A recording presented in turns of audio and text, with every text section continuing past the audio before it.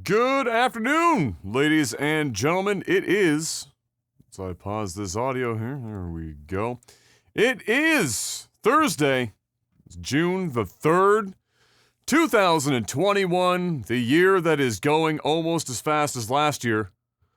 We're in a new month. We are approaching summer, although the weather here in Halifax is already basically summer. As of yesterday, we're having a heat wave right now.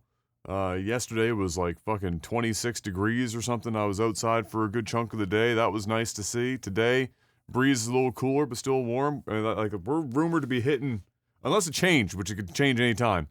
We're rumored to be hitting some seriously toasty, pushing 30s on the weekend.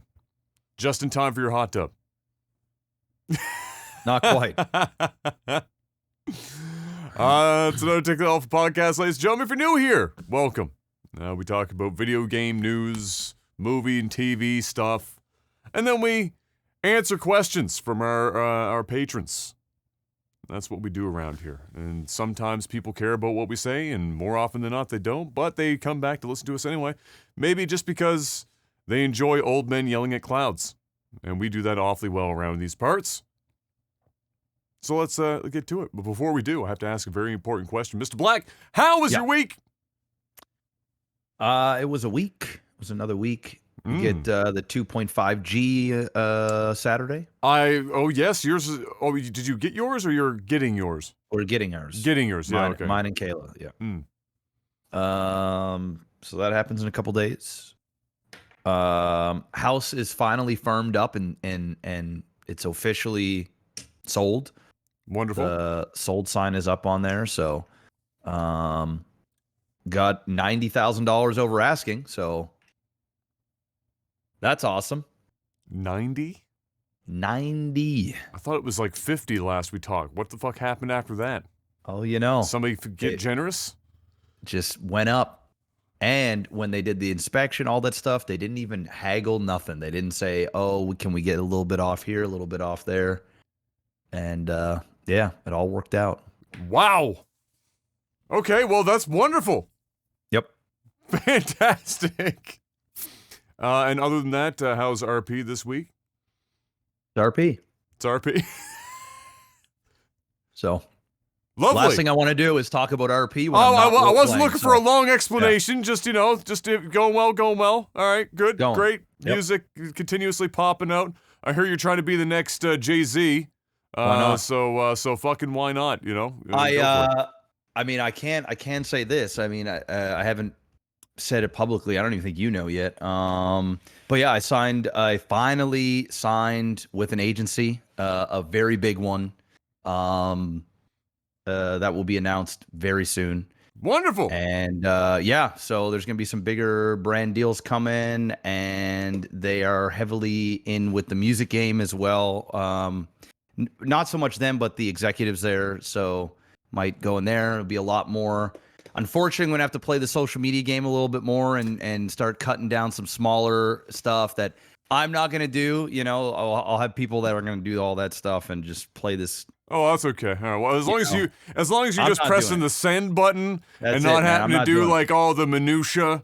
I'm not doing it. No, that's okay. Yeah. No. So anyway, yeah, that happened. But yeah, I'll be able to talk more about it, I guess, next week. Wonderful. Yep. I got a brand new brand deal myself this week with my floor.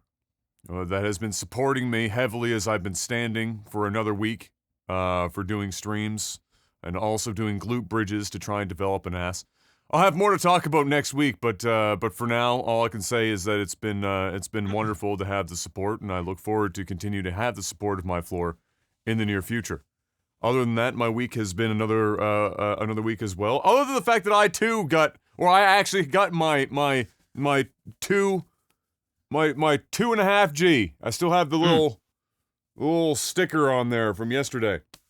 Was good. I got in there fairly early in the day, well organized. There was like nobody there when I arrived, but when I left, it was like everyone had taken the lunch hour off. for their appointment time, because the lineup was like fucking epic. But when I got there, it was just like in there, boom, out, you have to sit there for 15 minutes, surrounded by people that all have allergies, and it makes you paranoid because they're all sniffling, and you're like, oh my god, and then you remember there's only like fucking like 20 cases of COVID for the entire province every single day. So that was, we got in there and out of there, and not bad. People were, some people were like, oh, my arm is so bad. I don't know if they were like tighter than fuck when they got the jab or what, or if the nurse that delivered the shot tried to hit their fucking like bone or some shit, but my arm's been like no worse than like if you had a flu shot. It's like basically the same thing. Like, not really any issues there. No other side effects, just whatever. So yesterday, she did say though, like with anything, if you can move your arm through the day, it's good because it helps move it through your body, like to get it out from just being sitting in one spot and being particularly COVID safe in your shoulder, to move it through the rest of your body. So I took advantage of the weather yesterday. I went for a really long walk. I was out for like 2.5 hours or so, and because they've got new walking paths nearby. Back where we were when we were kids, basically, they've turned a lot of them into actual paths now, in an effort to have people not develop the land. That was the idea. So I went back there. Why wouldn't you want to develop the land? It's only going to raise the value of everything around there.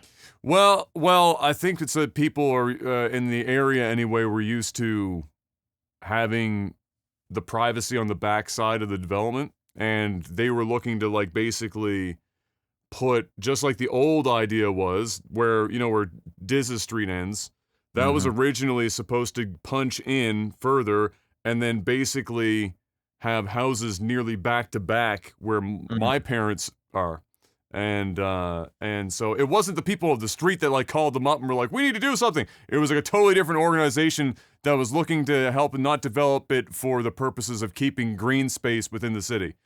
So they're already developed like substantially. You've probably been here recently enough to know that they're encroaching this way.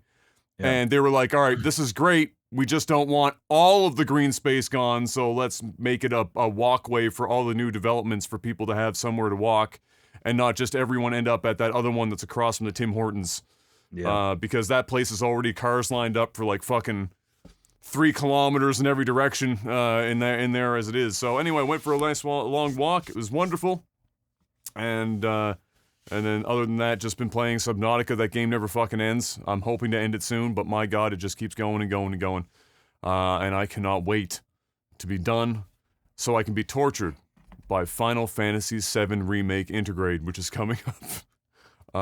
coming up in another 12 days, I think. Because I've got my PS5. It's in. Oh, you did? I'm ready. I got my PS5. Oh, shit. Where'd you get that from? Walmart, of all places. I didn't go with it. No, I didn't. No, not in person. I haven't seen the inside of a store in a hot minute. No, I followed like Best Buy Canada's gaming division and Walmart and a couple other places that would like post when they had restock come in on Twitter.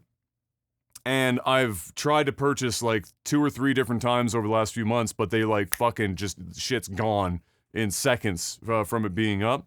So anyway, this time I caught it. It was late at night. It was like fucking 11 o'clock at night or some shit when the notification went up. And so I guess they gave me like the briefest of fucking windows to get in. And I managed to make it happen. I got one into the cart and it sold out when it was in the fucking cart. I had to back up 2 pages and select a bundle, because at first I was just trying to get the console with the controller. I had to get the one with 2 controllers, like the extra controller. Who gives a fuck? Just get one. I saw it. I was like, fuck it, just fucking hurry up. And it wasn't supposed to be here until like the 8th or some shit, but it showed up like fucking 4 days ago. So we got that, so we're ready to go. Torture myself with some Final Fantasy. I'll definitely buy one. You'll have to give me the links of the places that you were following. Yeah. 'Cause I'll definitely pick one up if I can get my hands on it. Yeah. That was very fucking surprising because everything was selling so fucking quick. I think it was just because it was so late at night that it fucking. Taylor's brother got one too, I do believe so. Oh really? Yeah, you just have to be like fucking on. You just have to get it. lucky, right place. You have to just be watching. Sitting on the couch watching Netflix, looked at my phone randomly. The top thing on my Twitter was that post. Boom. And I mean, it wasn't, and it was up there for 3 minutes before I went in there with it was like 20 seconds on a Best Buy post. It was gone. Yeah. So it's just all bullshit. So I'll send you the links and stuff. See if you can pick one up. But either way, we got that set up. Em's been enjoying her Genshin at 60 FPS instead of 5. Also, it loads a hell of a lot faster, which is quite nice. And I look forward to reviewing some games on the system now coming up this year. And that was my week. And now it's time to talk about some video game news. Mr. Max Black, you ready to talk about some video game news? Let's talk about some video game news. Destruction AllStars. I bet you do totally remember that game. No. That's what I thought. Neither did anyone else, which is exactly why nobody is playing it online right now and why they have to put in bots to make up for the fact that they don't have any players. Now, this is happening all over the place for many multiplayer games, but I put it in this list this week specifically because, well, it is a PlayStation 5 exclusive, and I believe that is a great example of why would you put a multiplayer-focused game exclusively on a next-gen console right off the rip, on launch day, basically, and expect that to be able to survive. No big name behind this ain't Call of Duty. This ain't Battlefield. This ain't one of the other popular multiplayer games that people will buy the console for. It's Destruction Online or AllStars. Destruction AllStars, Mr. Black. There you go. And unfortunately, no dice. So they're jacking it up with some bots to try and help the player base for those sticking around to still try and play it. But sounds like Realm Royale. Except they're at least on PC. You could play Realm Royale real easy. That wasn't a problem there. But to put that on the PS5 right off the rip was a bold move. And I suspect, of course, being an in-house game, they didn't care. They just wanted to get something out. But now it's on the way out. Because ain't nobody playing that shit anymore. Next up, MechWarrior 5 Mercenaries got a trailer this week. MechWarrior 5 was already out, of course. Mercenaries is the I guess you could call it an expansion of sorts or a quasi-reboot to MechWarrior 5.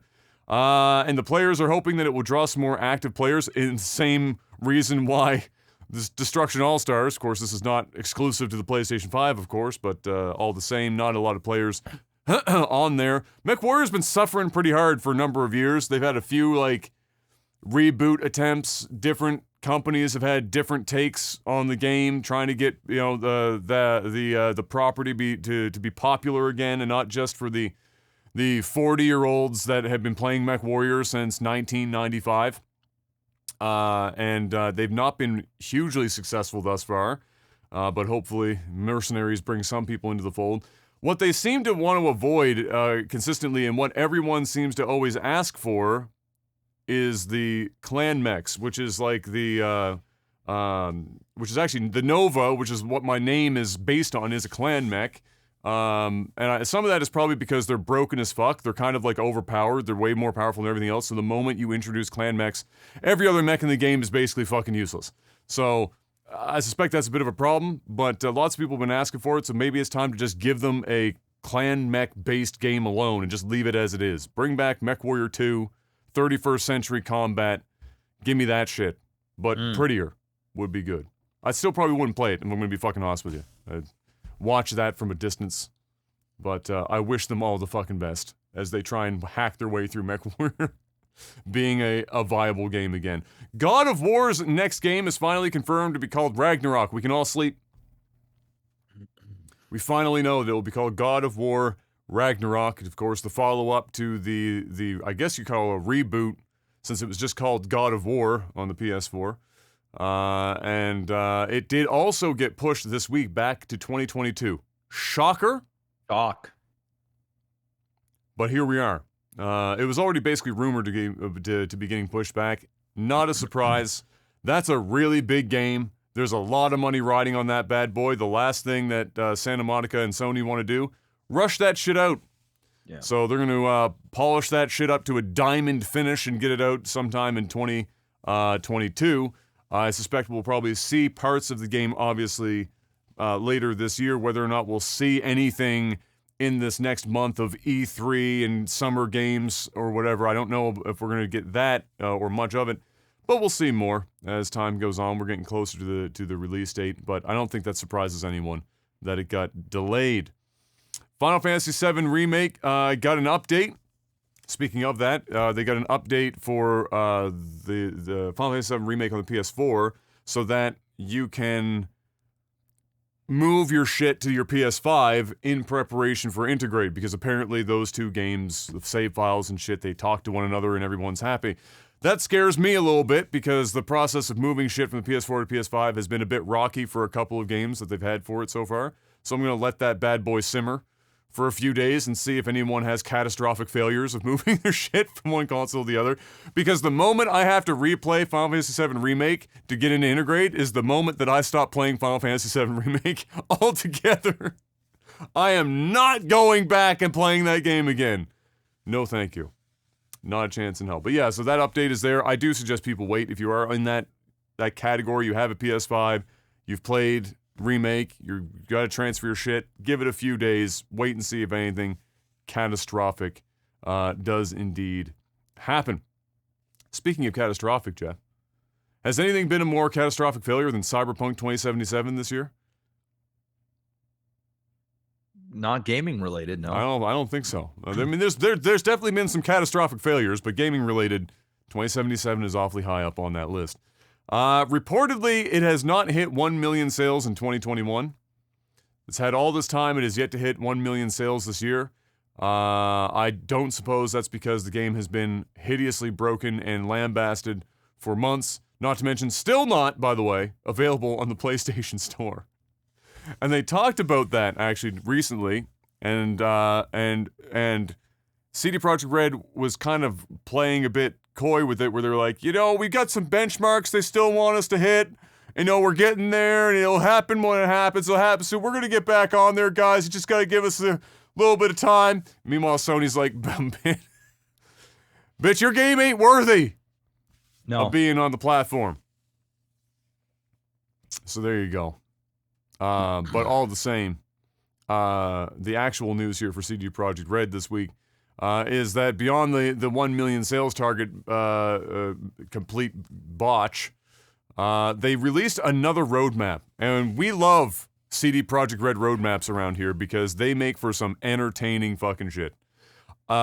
Mostly because none of them have actually been roadmaps. They've just been loosely put together like JPEGs that have some letters on them with really bright colors that nobody likes to look at, and doesn't represent anything at all. Timelines, timescales, doesn't matter. It's all nonsense. And this latest one, by the way, still nonsense. Still doesn't make any sense. So I had that for Jeff to see on this one. This is the call. They're calling this our commitment to make Cyberpunk 2077 a long-term success. If you can grab the link to that and put it in chat for people to see this, they can follow along. Definitely using the yellow. The yellow is definitely still there, being slightly taken over by eye-piercing green this time around. So they're shifting the hue a little bit. We're into the greens now, but it's a little rough. So they've already shown, of course, the release date, the hotfix 1.04, 1.05, 1.06, which are all equidistant, apparently, sometime between the release and 2021, if you're trying to figure out what the fuck the timescale on this thing is. And then sometime in 2021, we got patch 1.1, hotfix 1.1, and then we're moving into patch 1.2, hotfix 1.21, 1.22, and then it's just a giant arbitrary block of shit that says free DLCs with an asterisk, new gen edition coming in the second half, I believe is what they're alluding to here. And then at the bottom it says multiple patches and updates. Just, it's in there. There you go. It's in there. And if you look at the asterisk, Jeff, can you find the asterisk on the page to see what free DLCs mean? Bottom left. Oh, small additional content. That's not just the Damn it. nickname of my penis, Jeff. That's exactly what they're going to be bringing out for free DLCs. Small additional content. So they're kind of baiting you, going, "Hey, we know we fucked up, all right? But we got some free shit coming." But it's small additional content, whatever the fuck that means. But these continue to be my favorite graphs in all of video game history. I've seen some real bangers, but these never cease to amaze. They are always good. I love looking at them. They had another chart, Mr. Black, that outlined in a little bit more detail. I couldn't find it, unfortunately, but it's the same colors, the same bullshit, basically, of graphing the number of crashes reported based on the patch version of the game. And so they were showing it, starting way up top, and then like a stock ticker, like Tesla stock in the last week, just crashing mercilessly to the ground. But kind of like every time they release a patch, it would like spike, and then it would kind of like level out, and it'd spike again, and it'd kind of like level out again, and spike again, level out. And there's still so many crashes. The fact that they have a slide dedicated to crashes in the game and how they're finally getting around to fixing it scares me. But it also tells you that they are desperately trying to stop investors from selling off CDPR stock left, right, and center. Which their stock hasn't exactly been, let's say, booming for obvious reasons. Some of these that we just went over being part of those reasons. So there you go. There's your CDPR Cyberpunk 2077 update, complete with ambiguous timeline of random shit coming in 2021 with small additional content. Whatever the fuck that is. I keep seeing people, I've seen at least 3 people in the last week on my Twitter feed ask the question just openly on Twitter. So, is it safe to play Cyberpunk yet, or are we still waiting? It's like we're trying to gauge the room. Does anyone know? Does anyone know if it's a good time to play Cyberpunk yet? No, it's not a good time. You wait. And if it was me, I'd be waiting for that small additional content whenever that launches, and whatever that is. Crysis Remastered. When's the last time you cared about Crysis, Jeff? I'll be honest, I never did. I think I only cared about Crysis insofar as I was interested, like everyone else, to know if my computer could run it. Can your computer run Crysis? It's been a many, many years old meme now, and it continues as Crysis Remastered Trilogy is coming this year, Mr. Black. A complete remaster of the trilogy is landing this fall for PC and consoles, including the Switch. So the age-old question of, can Nintendo run Crysis? Remastered. We're going to find out this fall. We're going to find out if the Switch has got it in it to be able to run it. I mean, I'm sure it will. It's just, will it run at a playable frame rate? No, probably not. At least it needs to be docked. Yeah, it's definitely good. Well, no, it should be undocked. Probably, because handheld runs at a significantly lower resolution than dock mode does. And I suspect it's going to be not quite as pretty as many of the other versions of the game. But, they'll find it. Well, where there's a will, there's a way. When it comes to the Switch, people keep fucking finding ways to make games run on that old-ass hardware from a mobile chip that just keeps the hits on coming. Of course, we have the Nintendo Switch Pro or new Nintendo Switch that will eventually crop up sometime either late this year or into next year. That will be, probably a bit better at running Crysis Remastered than the current Switch, but we're going to have to wait for that bad boy. We still haven't heard about that, by the way. I thought by now this week we would have heard. I still think we're going to hear about it before E3 kickoff, so before the 10th, so before a week from now. I still think we're going to hear something official about that next Switch, but as of yet, absolutely nothing. Just rumors. Rumors and speculation. No Man's Sky with another banger update, Mr. Black. They don't stop. Can't stop, won't stop. This time they've got Prisms is the name of this update, and it adds a substantial number of visual improvements as well as the ability to tame and ride flying aliens. Because fucking why not? You can already tame and ride, legged aliens that walked the ground, but you couldn't mount a dragon-ass looking alien. So they were like, all right, we got you. We can do that. It'll take us some time, but we can get you riding aliens. And so we're gonna do that. And that's what this update includes. There's a whole bunch of other shit in this, of course. We have a bit of a trailer here that we're gonna watch because it's only 1:44, and honestly, we need to fill a little time anyway. But it looks. No, that's not the right screen. It looks really good. A lot of them are visual improvements for this, and the visual improvements aren't to be sneezed at. Let's say they're very, very pretty. And honestly, it's probably going to take a hell of a PC to max this game out now. It went from being something that you didn't necessarily need a really strong PC to get a lot out of it, but with the stuff that they're adding here, holy shite. You might need some extra grunts. So let's get over to the trailer here, and we can start this bad boy up in 3, 2, 1, go. This is version 3.5, the Prisms update. A visual overhaul for No Man's Sky. Explore For No Man's Sky. It's better than the voiceover for the Mario Golf girl, though. Flying creatures can now become pets and be ridden. New rain effects refract light, with surfaces becoming wet. Hair and fur rendering increased creature variety. Light is refracted realistically by glass and liquids. This is gonna cripple even my PC at this point. Photo mode has been improved. Because all this, you have to remember, all this is procedurally generated. And so you gotta do all this shit in real time. Stars are now visible in space and night skies. Oh, you guys are getting a 30 FPS output, by the way.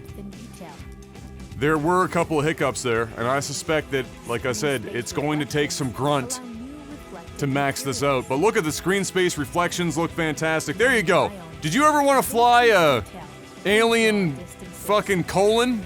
Maybe a dragonfly. You can do it now. I don't know if you're taming that big sandworm, though. I think that one's off limits. I don't think you're fucking making that happen.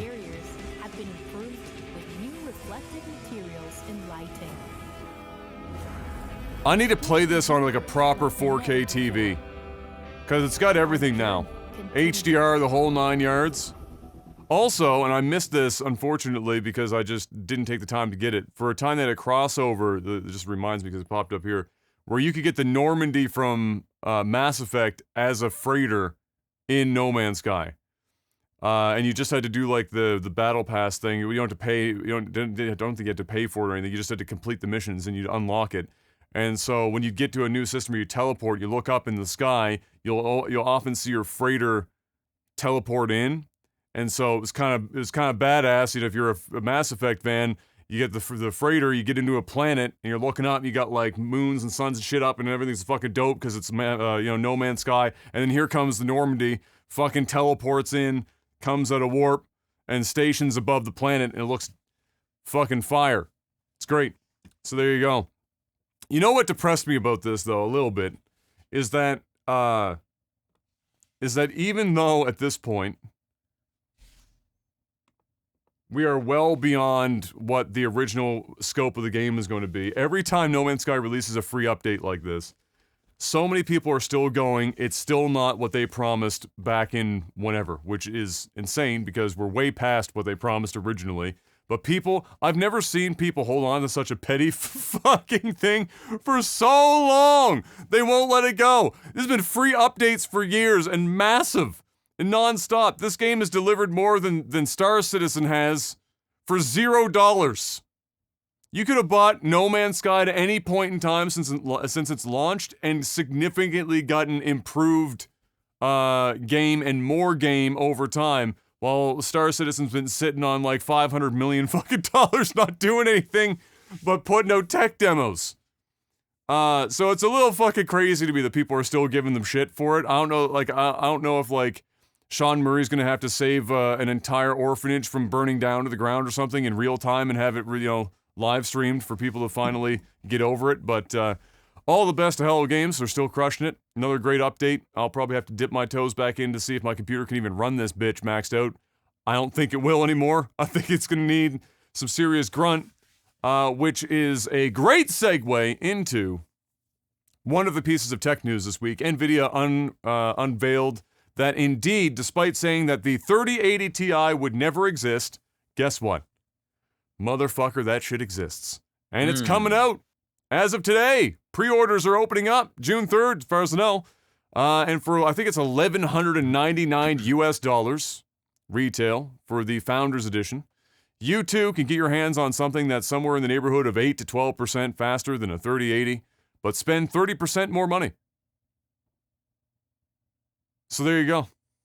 If you waited to get into a 3080 Ti from a 2080 Ti, if you're that market, you're doing well. I mean, it's like 150. It's 150. Sorry, it's like 50 plus percent or some crazy number faster. However, I wouldn't buy it, and honestly, you're probably not going to be able to find one anyway, unless you're buying it scalped. At which point, good luck, because if you think you're going to get it for anything less than like $3,000, probably not. However, it will run No Man's Sky really, really well. Especially for those of you out there that strap a 3080 Ti to a 1080p monitor. So get out there and get her done. I die a little bit every time I see somebody spend like $4,000 on a fucking GPU and then they slap it and they're like, "What do you got for a monitor?" 1080p. Oh. All right. You do. What do you play? Counter-Strike. Oh. All right. Okay. You do you. That's your hobby. I like to burn money occasionally. Famitsu reports a new school RPG to make an appearance June 10th titled Monarch, and it's developed by several former Shin Megami Tensei staff, including one of the creators, or a couple of creators actually, a writer and a composer. So that's the Shin Megami Tensei, that's the Persona folks and the Devil Summoner and all that kind of stuff. They've gotten together, a few of them, and they're making a new school RPG. So instead of, old school JRPG, I guess you classify this as new school, whatever that actually means. But that is apparently forthcoming. And really, if it's anyone from that group, it's probably something to keep an eye on if you're a fan of JRPGs, because Atlas and the teams that have done Shin Megami Tensei, SMT, and Persona are all very good at their job. So keep an eye out if you're interested in that shit. And then lastly, the last couple of things that we had here, second to last, really, a couple other tech news pieces that we'll go over quickly, just to wrap it up, so that Jeff doesn't have an aneurysm talking about tech news. We make it quick. You ready for rapid fire? I'm ready. Intel, shit the bed. Bad. AMD, then subsequently, shit on Intel. So there's a lot of shit happening in Intel's bed at this exact moment. NVIDIA, as we just said, releasing a couple of GPUs, 3080 Ti, I believe also they announced something about 3070 Ti, but it doesn't matter anyway. I could have told you that they were announcing a 5080 Ti, but you're never going to be able to buy it anyway, so fuck, it's all unicorns anyway. And also, the big one, Mr. Black, Microsoft has what they call the next generation of Windows ready to be shown off on June 24th. Who's ready to have their machines broken? I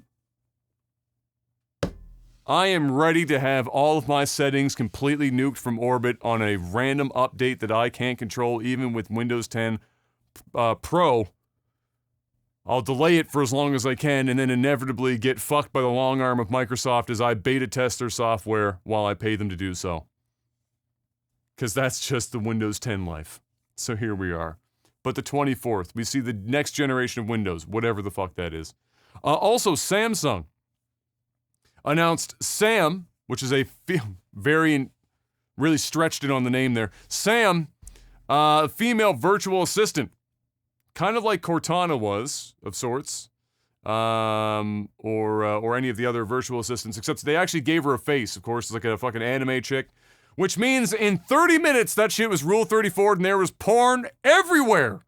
Samsung knew exactly what they were doing. Great, early, easy marketing. Hey guys, we got an attractive female virtual assistant. Go nuts. I want to see as many anime titties as possible by the end of the workday. And the internet made it so. Because the internet doesn't take very long.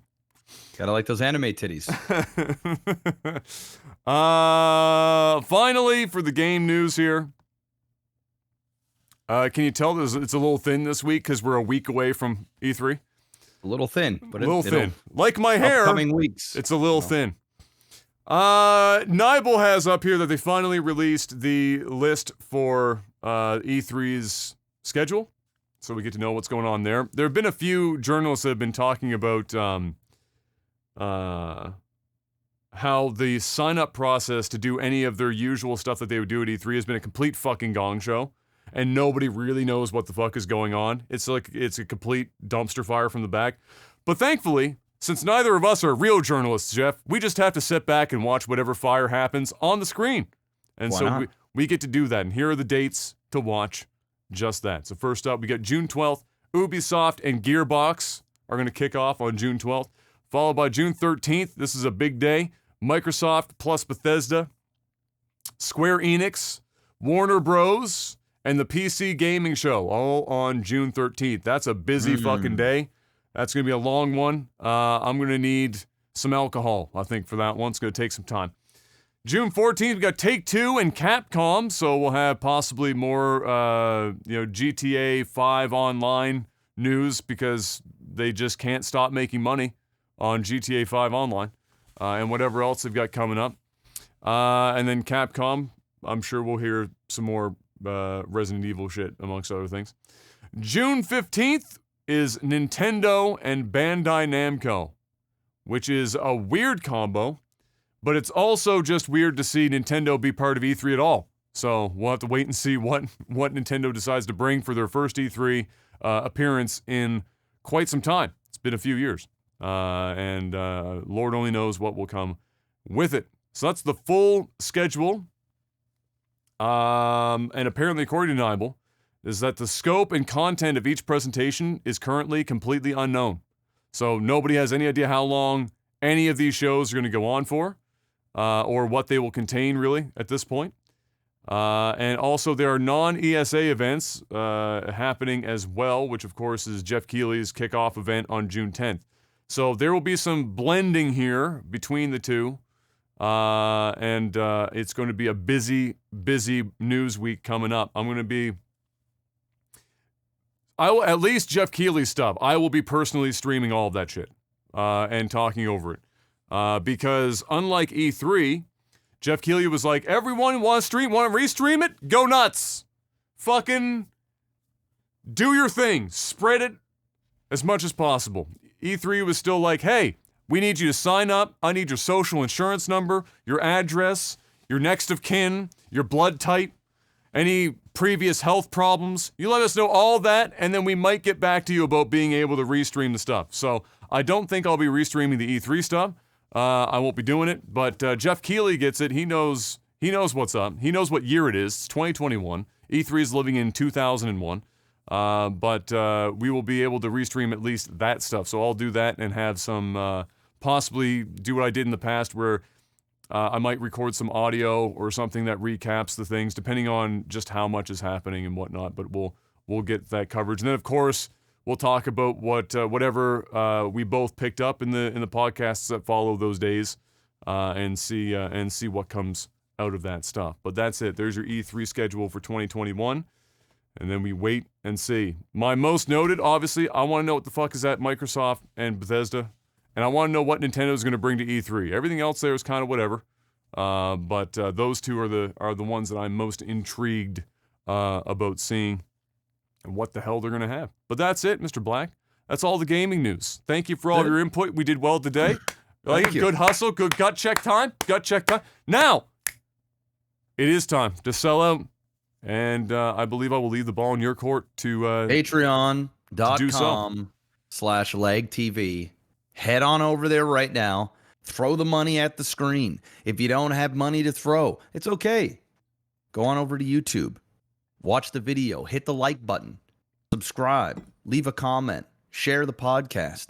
Go leave a review on Spotify, Amazon, all those places, or iTunes, wherever this thing is streaming. Go out there and leave a review, 5-star.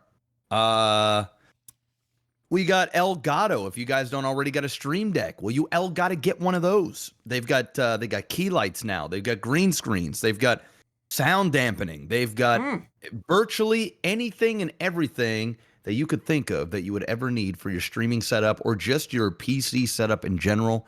The Stream Deck is my favorite piece of hardware that I've added to my setup since I got a dual monitor. It's that life-changing. All right. It's a big hotkey hub. You can go and make hotkeys to take you to our podcast, to check your CPU usage, to check, to open up Spotify, to listen to music, programs, Steam, specific games, your favorite streamers. Mr. Black, I got a problem.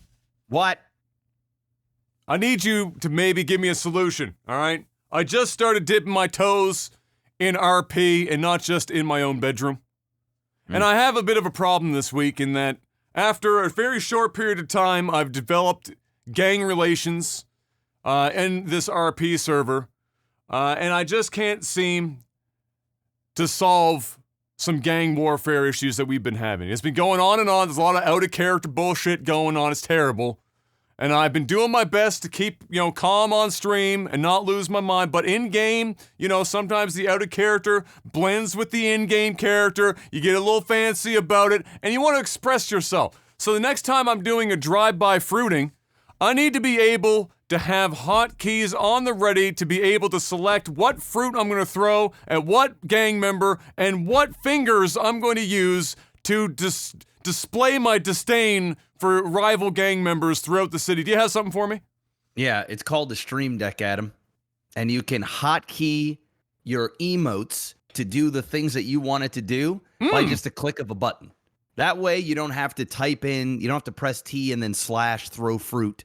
You can already have the emote ready to go programmed. And when you throw your fruit at their face, yes, and they get angry, but you're masked up so they don't know your identity, you double down. And you got a VPN in your pocket. Oh. And what you can do is you can mask your IP using NordVPN. Can I make my IP masked and look like Pierce Brosnan in the 90s? You sure can. You can do whatever it is that you want. NordVPN got you covered. You go to www.nordvpn.com/OTT. Use the promo code OTT. Get 70% off. I have up to 6 simultaneous devices, all linked onto one account. Stay safe. Stay anonymous. It's 2021. Mask your IP so you can watch different regions of Netflix, watch region block content on the internet, and just be an all-around awesome person. Did I mention that? Do you want to be awesome? Well, do you want to be like Pierce Brosnan? Exactly. He ain't getting caught lacking. He probably uses it. There. He definitely uses it. So go and check out NordVPN. Link is in the description below, and use that promo code and go and support the podcast. Absolutely. That's it. Actually, if anything I just said outside of the drive-by fruiting had any relevance to what's actually currently going on GTA RP, I have no idea what's going on. I don't have any time to watch that shit. But I'm guessing it probably went down something like that. Always like that. It's always like that. I do advocate for drive-by fruiting, by the way. I think that would be an amazing. That's pretty gangster. That's pretty gangster. You make them think that their lives are going to end and get hit with a piece of fucking fruit. That's the game changer right there. I don't know why it came to mind. Now I'm just envisioning Pierce Brosnan in GTA RP, role-playing himself from the hit perennial holiday classic Mrs. Doubtfire, throwing limes, or getting people throwing limes at the back of Pierce Brosnan's head. It's the future of, actually, it'd be more of like Red Dead. He'd be a good Red Dead RPer. Mr. Black, it's time to talk about some other stuff. What do we got next? Movies and TV. I have 2 very short things in this list because there's not a lot going on, at least that I could find, but maybe you've got some more. First up, I've got Prepared to Save the World Yet Again. Kung Fury 2 is dropping in 2022. Mr. Black. Did you see the first one of those? I have, but I haven't seen it in a while. I actually saw a part of it. Kai was watching it. What? Is that? Am I thinking? You're thinking Kung Fu Panda, maybe? Oh, that's what I'm thinking. No, Kung of. Okay, Fury yeah. is the like super over the top cheese 1980s kung fu action flick that they put up on YouTube or whatever. Oh, shit, and there was like the laser Tyrannosaurus Rex shit, and I'm pretty sure there was a skateboarding, there was a lot of crazy shit going on in there. Yeah, it's like that Doc vibe. The Doc vibe. Yeah, before Doc, there was Kung Fury. Yeah. So that's the number 2 coming in 2022. I mean, the Doc literally was a total bite from that entire. Yeah, absolutely. The Lambo, the aesthetic, absolutely. the everything was Kung Fury. 100%. So that coming up 2022. Wow. I don't know where they go after the first movie, but I'm ready to see whatever the fuck they can do to jump the shark in this next one. Because after you get David Hasselhoff to do an entire musical scene spun off of like being a cop and catching somebody skateboarding, and then it spins, it goes off into like dinosaur laser eye shit. Where do you go from there? I don't know, but David Hasselhoff better make Doc. That's pretty much it. You get Shit, Doc, how crazy would that be if Doc was in that? He's the big bad guy. That's the play. That's the actual play. I'm in. Universal reportedly would like a Fast and Furious. Oh, speaking of jumping the shark, Fast and Furious meets Jurassic Park crossover movie. Jeff, what do you think? That ain't it. That ain't What it. if David Hasselhoff was in it? Dude, Fast and the Furious has overstayed its welcome. That's just really it. A while ago, you could argue Jurassic Park has overstayed its welcome at this point. Yeah, but that's making a ton of money. Like the new Jurassic, That's true. It's making shit tons of money. Like it's making god tier. It's actually probably making more money than Fast and the Furious. Fast and the Furious. I hear this newest one is ass. Like it's the worst rated one since. Like I mean, who would have thought that the time that John Cena was secretly the brother? Yeah. Anyway. That's all I got for movies. That's like literally all I could find. Is like, was there anything else that went down this week that you know? Well, the John Logan, who is the screenwriter for Skyfall and Spectre, he's been nominated for Oscars for screenwriting. He does all a lot of the Bond stuff. He had some choice words to say about Amazon buying MGM and getting the rights to Bond. He basically said, having worked on as a writer on Skyfall and Spectre, I know that Bond isn't just another franchise. It's not a Marvel or a DC. It is a family business that has been carefully nurtured and shepherded through the changing times by the Broccoli/Wilson family. Work sessions on Skyfall and Spectre were like hearty discussions around the dinner table with Barbara Broccoli and her half-brother Michael Wilson letting all the unruly children talk. Every crazy aunt or uncle was given a voice. We discussed and debated and came to a resolution, as families must, with no outside voices in the room. When you work on Bond movies, you're not just an employee, you're part of the family. You sure this isn't Fast and the Furious right now? Exactly. What happens if a bruising corporation like Amazon begins to demand a voice in the process? What happens to the comradeship and quality control if there's an Amazon overlord with the analytics parsing every decision? What happens when a focus group reports that they don't like Bond drinking martinis or killing quite so many people, and that English accent's a bit alienating, so we have to have more Americans in the story for marketability?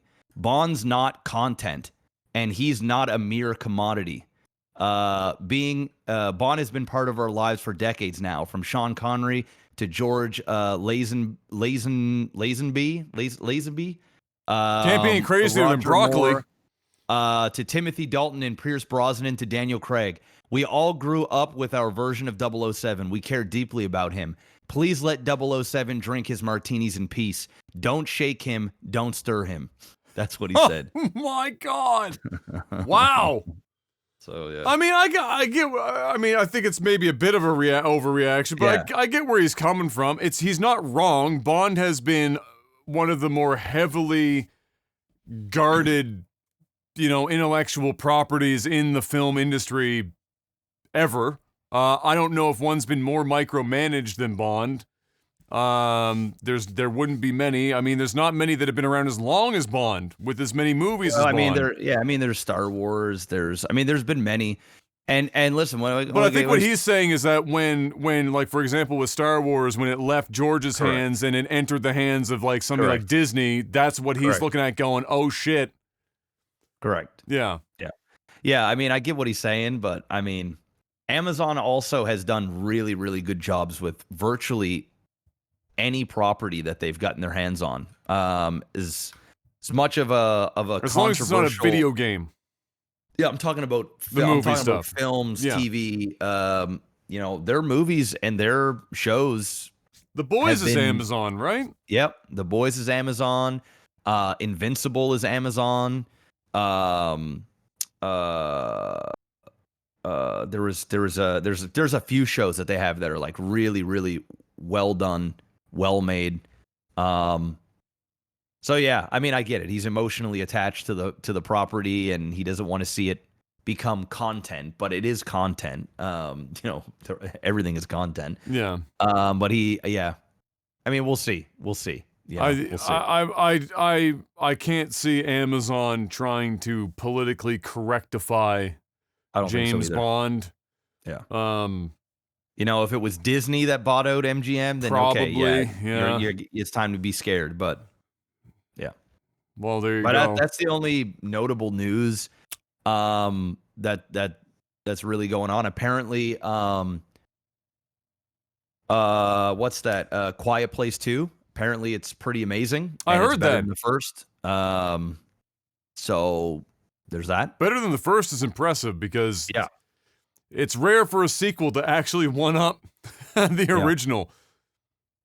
Outside of that, there's not really.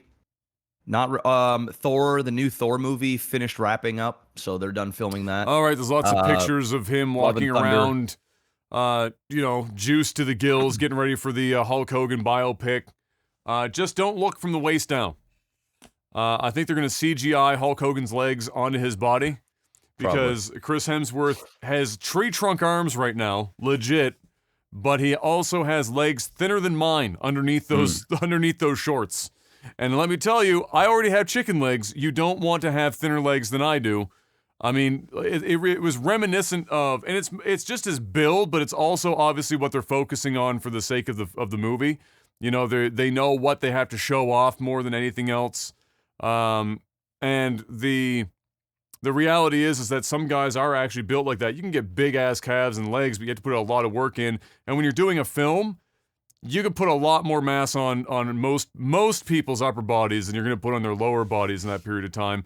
And he's already an athletic build. He's not Hulk Hogan, who weighed 320 pounds walking around in the 80s.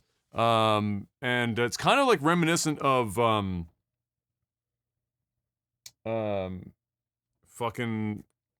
the WWE guy that went into Rock? No, that went into MMA.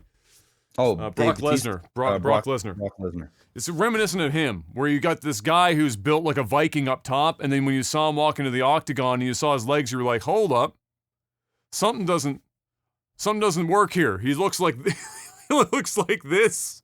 He's got like the big ass V because he's down to like these skinny little legs. But those legs, it's not that they're not huge, but those legs are strong as shit because you got to realize that they've got to carry around that 400-pound upper body. And then when he sprinted across the octagon in like 0.2 seconds, like a freight train, you're like, okay, all right. So not everyone needs to be built like Arnold Schwarzenegger in the fucking 70s with the big ass tree trunk legs to go along with it. But yeah, he's definitely getting roasted to fuck right now, Chris Hemsworth, for his leg situation, especially because his arms are fucking huge. Have you seen recent pictures of this motherfucker? He Yeah. turns sideways and his arm is like fucking like 14, 15 feet broad. They're so big that it makes his chest look small. Did you see it? Did you see The Rock? The Rock right now is literally pulsating. Like he's filming Black Adam. All and right, so he's on all the juice right now. Oh, bro, he's in some ridiculous shape, and he made it so that throughout the entire movie, he's never in padding. So when he wears the suit, It's he's just him. wearing. It's just on his skin. Like it's just like there isn't a padded. Like, you know, in Shazam, he wears like a big padded suit and shit. Or like you watch Superman, any of these guys, Batman, they're in suits. Like they're big guys, but they're in suits. The Rock's like, nah, just put it on my skin. He looks like a fucking, like it's actually kind of fucked how like, and he's like he's just torn to shit right now. Like I'm like, what the fuck? So do you think, here's what I think, I want to know what you think. Do you think that this is going to be the last major movie that Rock can get so juiced for? Is like because his body can only fucking go so hard for so, this is a lot of steroids to get to his size at his age. Like you can eat all the chicken and broccoli you want, motherfucker. You're not going to be the size of The Rock without a substantial amount of performance-enhancing drugs to get to that point. I mean, you know, he's got to be. He's on all the drugs, but I mean, he's also been training and he's massive and he's also got good genes. So like, it's the Holy Trinity, and it's just like, all right, Godspeed. Oh, just fucking huge. Yeah. I guess there you go. So that's movies and TV, I guess. All right, there you go. You have more time talking about Hemsworth's fucking legs and The Rock's juicing cycle than any other movies that are happening right now. Which means it's time to move on, Mr. Black, to tech support. Patreon.com/. Jeez, we've only been live for recorded 56 minutes. We got some time to make up, Mr. Black. Time to straight. You know, there's like the producer in the background doing this. We got. Hey, man. Stretch a little. We got to at least hit an hour 30. We can't be posting an hour and 10-minute podcast. The shit ain't right. Well, we did like almost a 3-hour one last time, so you know it's making up. True. Sometimes it happens. All right, Patreon.com/LikeTV. Your $10 more each month gets you a couple perks, including the ability to ask a question on a post I put up every week called Tech Support. Coincidentally, the name of this segment. We're going to answer as many of these questions as we can in the time that we have, which as of today is a fair amount. So let's answer some questions. Let's see. I think we've answered this one sort of before. It's worded a bit differently, but there's 4 likes on it, so I gotta ask the question anyway. What's one mistake that you made in your childhood that you don't want your child to make? How will you bring it up to them or try to pass it on the lesson that you learned?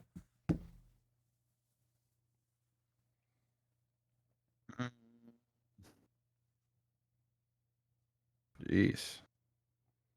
Mistake that I made lived as a such child. a boring fucking life that I have to trust. Like I honestly have to think hard about that one. Man.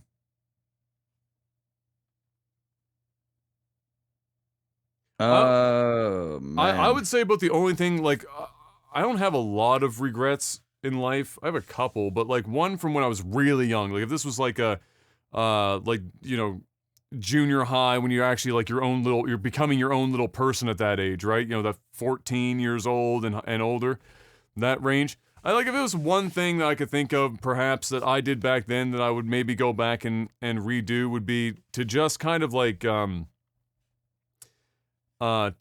take the extracurricular aspect of school a bit more seriously. I mostly dumped all my time into like the my time and efforts, which is not like a bad thing, into the scholastic part, the actual just do the tests, go to class, do the whatever.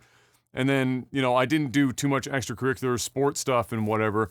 I would have liked to go back and not have stopped basketball when I did and then re-pick up basketball again at the end of high school. There was like a 3-4 year gap there where I stopped basketball altogether, and from a competitive aspect. And if there's one thing that I can see in myself that's lacking, that when I look at like my cousin Ben, for example, that did hockey competitively all the way up through, is that you learn a lot of social and team building skills as a part of a competitive in a competitive sports environment, especially if you do it from that age and continue it on, you know, up the ladder till you get to that point where you're playing at like a provincial level and whatnot. You learn a lot in there. And I think I would have done a bit better if I had just stayed in. I wasn't going to be a professional basketball player, but I might have been able to get a little money going into university if I played those 4 years, because I almost hit basketball scholarship only playing a single year in high school. So if I had played 4 more years and had 4 more years of skill under my belt, that could have been a bit different. And the sports environment is a major net positive that I know, like I see in any of my friends that played longer than I did. The skills that you develop there are super valuable, even if you don't carry it on to like university level and beyond. So that's probably one thing I could think of.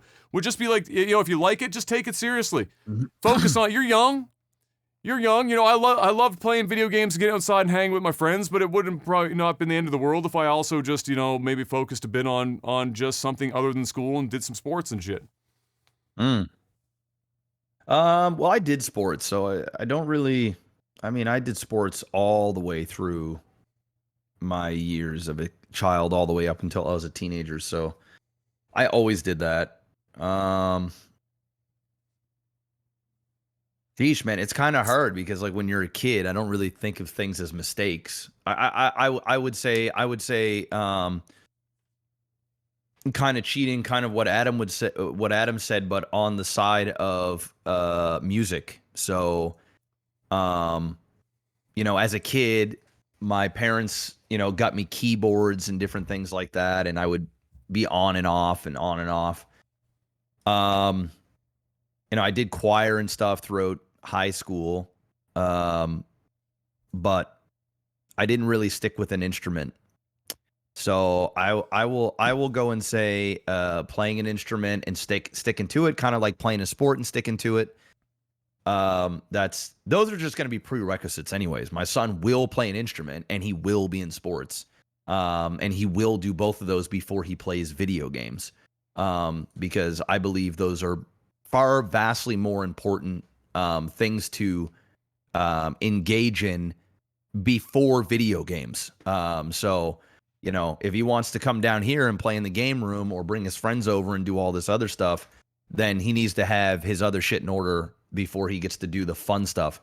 Especially since, you know, I'm a background of play video games for a living. So automatically there's going to be this thing within the house where it's just like, you know, I can play video games. Look what dad did through video games. You know, who cares about schoolwork? Who cares about this and that? And the reality is it's a lot tougher than just that. And I love me some video games. I want my son to be a gamer, but I need him to be focused on a couple of other things as well until he's old enough to make a decision on his own. And I would feel as though I'll pretty much force him to play certain things until he's a certain age, probably around 12, when he becomes sort of his own little man and he can kind of tell me what he likes and what he doesn't. Now, he might say, hey, Dad, I really don't like baseball. How about can I play soccer? Or can I, as long as you're playing a sport, I don't really care. Whatever one that you mesh with, that you feel comfortable with, but you will. And if you don't want to play a sport, then your ass will be outside shooting hoops or fucking you get in some sort of activity, or you can join karate or, you know, whatever. You got to have some physical things going on, and you also need to engage with other people doing those things. Yeah. So I just think it's very important. This, you know, we live in a world where everything is closed in, and we're glued to our screens. And I you know, the older I get, the more I see why people think it's a bad idea, and it is a bad idea. It doesn't mean you need to spend all your time out there and very little time here, but you need to mix. You need to have some of that, and that will definitely be a rule here anyway. Yeah. I mean, it's kind of a tangent for the question, but yeah, I agree. And for the instrument, me too. You know, I played the trumpet for 3 years, and and a bit of piano, and I never really stuck with either, especially the trumpet. I was actually legitimately good at, and even though I didn't practice, and my band teacher hated me for that, so I think like maybe if I sucked, I would have actually practiced. It would have like resulted in having like good habits of practicing my instrument when I got home. But because I was good enough for the music we were playing at school, I never bothered to take the time to like actually practice. And I wasn't like, I didn't, when I was younger, like it is like you were saying, when you get to a certain age, you start to know what you really like and what you don't. And while I would like now, it's funny, like now as an adult, I'd love to be able to just pick up my trumpet and be able to play it like I did when I was a kid. That's never going to fucking happen. I'd be dog shit now. I wouldn't even know how to do a scale anymore at this point. When you're a kid, you know, you have so many different priorities, and your interests can change so frequently. And so yeah, it's hard to say, you know, I wish I did that, because at the time you weren't thinking that, right? You weren't like, oh, I want to do this. You were thinking, I don't want to do this. But yeah, like, for raising kids and stuff like that, there are definitely, you know, for me, it doesn't have to be a sport, but like anything that's like that has you using your body that's athletic, right? Yeah. And I mean, almost anything can be called a sport, but when I say that, you know what I mean? Like team-based sports. It doesn't have to be team-based sports. You want to, like you were saying, you want to go into self-defense classes, or you want to maybe you want to golf as an individual sport, or you fucking I don't give a fuck, ping pong. You want to play ping? You want to play ping pong? You want table tennis? We'll play some table tennis. As long as it's like something that is physically active in some way, that's coordination, you can immediately tell when somebody has never done anything that requires it. And it's not like you need it to survive in the world, but it is strikingly beneficial to have some level of athleticism in your body as you're getting older. I also think it just helps with confidence and your mental health. Yeah, just all in general. Better. I think if you were to have somebody that's never played or never done anything physical, and you put them next to somebody that has done physical things, just the confidence and the demeanor, there's something there that just different. It's not saying that it's bad if you don't. It's just, I would like my son to have that trait, to have that that experience. And then when he's old enough, he can make the decision if he just wants to be like dad and sit in front of a computer in sweats every day, then go ahead. But while you're a kid, I'm going to make the decision for you, because that's what parents do. Yeah. Parents are giving their kids way too much freedom. And, you know, everybody is on fucking, you know, free spirit this. And I almost think it's an excuse to not be a parent. And, you know, my son or daughter can do whatever they want, say whatever they want, and be whoever they want. You know, to an extent, yes, of course. You know, let your child grow and be who they are as a person, but they need guidance. This isn't for me anyway, this isn't you know, I brought you in this world, now go figure it out. Children don't come into the world with such vast knowledge to be able to navigate it. With an undeveloped brain. You need to be able to like guide them a little bit. You need to fucking put the rudder on there and get them going, and then eventually get them onto a path where they can start to actually form their own shit and do their thing. But if you're just gonna like loosey-goosey that bitch the whole way through, you're gonna be in for a hell of a fucking ride. Come the time where they actually have to start making decisions for themselves, and they don't really have much of a compass. Yikes! In fact, we were friends growing up with a few of those kids, and yikes. Logan says, I absolutely love the heat wave happening across Canada right now. I do too, until it means that we're going to get like massive fucking hurricanes and shit later on, thanks to climate change. But for now, loving the weather. It's great. If you could move to any warm country or location, where would it be and why? Mine would be San Diego for the perfect 20-degree weather all the time. He's coming from Alberta himself. Where's your warm weather permanent residency, Mr. Black? Geesh, I don't know. I'm going to Hawaii, motherfucker. Yeah, that was the first thing. Probably Hawaii is where it's at, because it's hot. but it's got that breeze. You're on an island. You gotta have some money to live on Hawaii, though. The setup shop. Once you're there, it's not so bad, but the setup costs can be a little expensive. But if we're not complaining about the setup costs, I shit you not. And I'm not even making this up. If Kayla ever came to me and said, "I want to move," and where do you want to go? yeah, It would be like Maui. It would be like, listen, if we're gonna move, we're doing it right. Like that's just the show. yeah.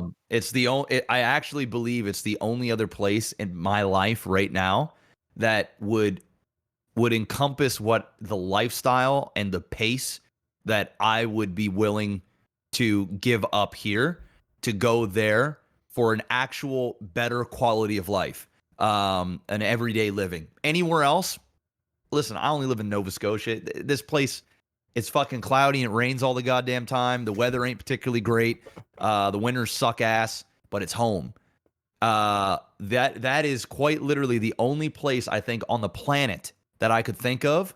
I'd obviously want to visit there first and like I'd check it out and see what it's like. But everybody that I've ever talked to that has visited there or lived there, it's like actual paradise. It's like legit.